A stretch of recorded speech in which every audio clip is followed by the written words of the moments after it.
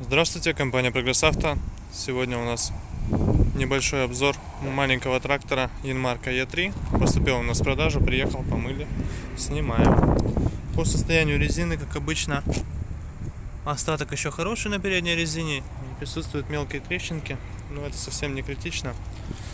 По задней резине остаток отличный, трещинок тоже нет.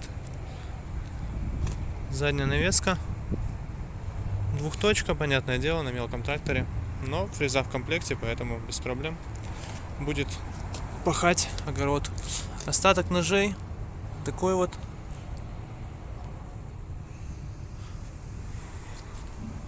Фреза 1,1 метра, либо 1,2.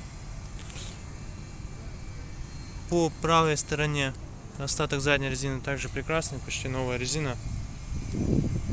Правое переднее колесо чуть более поношенное, но тем не менее остаток еще тоже хороший. Сразу же по наработке. Наработка у него 944 моточаса. По месту водителя уже видите ровный пол. По правой стороне от водителя, как обычно, регулировка положения фрезы. Здесь по левой стороне вал отбора мощности, повышенной и пониженной передачи и основная коробка переключения передач.